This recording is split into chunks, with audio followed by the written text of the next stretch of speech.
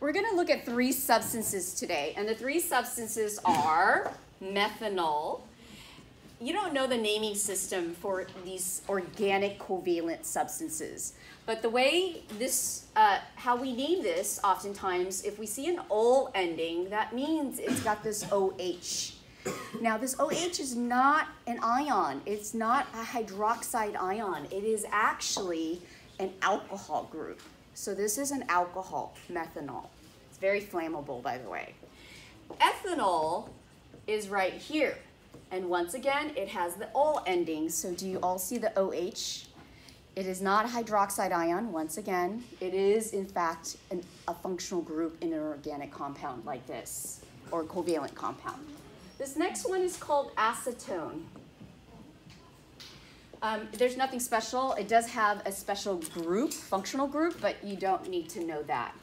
What we're about to do is describe and differentiate one structure from the next and see what it would look like on the surface of any glass surface. So we're doing what is called the surface tension test.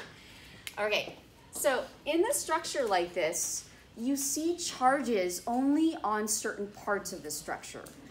Where are you seeing the charges?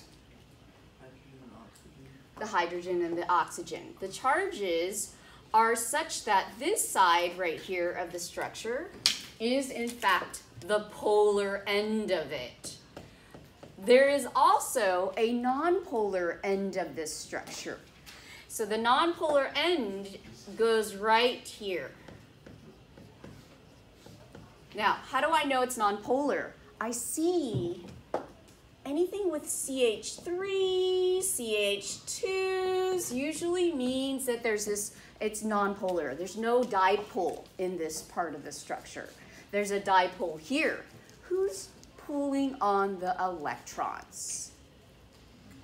The oxygen. The oxygen is partially negative. Thus, the hydrogen is partially positive.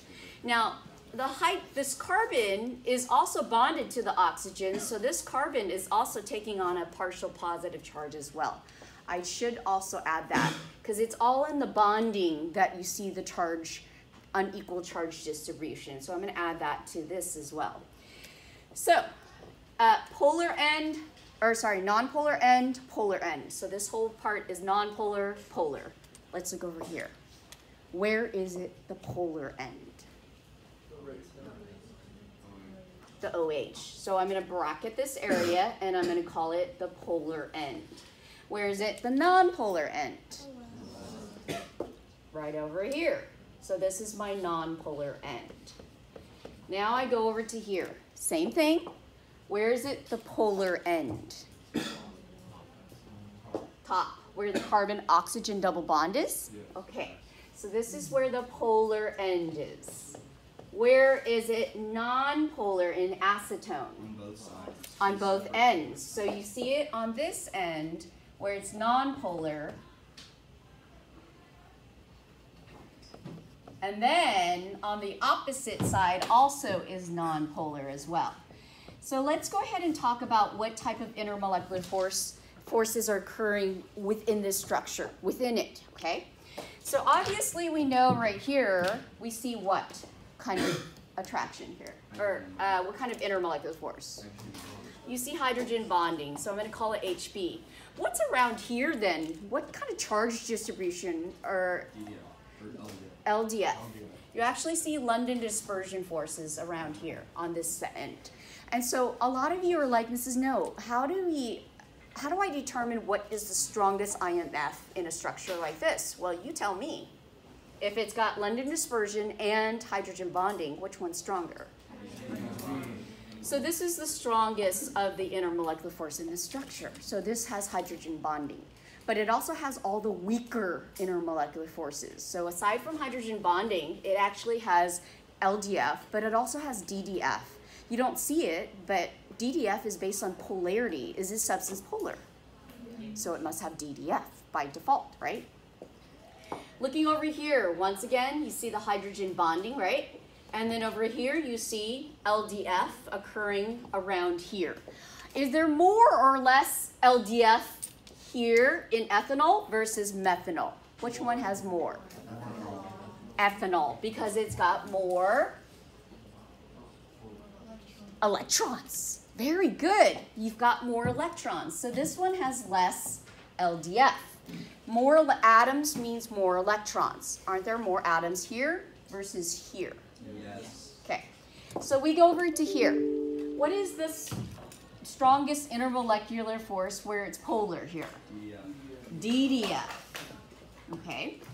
And then, of course, where it's nonpolar, LDF is what you're going to see around the nonpolar end. So there's going to be some charges here, but they're all temporary charges. So I'm not going to put an actual partial charge on this structure because it's temporary. Temporary dipoles and charges. Okay, so what's the strongest here? Sorry, DDF for acetone. What's the strongest here? And then strongest here?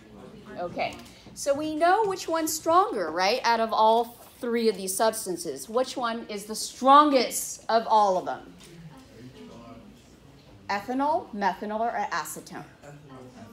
Ethanol. So my drop on the surface, this is my surface, is going to look like this. What's next up? Methanol. So I'm going to go over here. Methanol is going to look like this.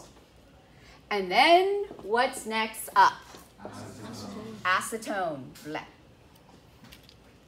And so if you find yourself, again, this is acetone.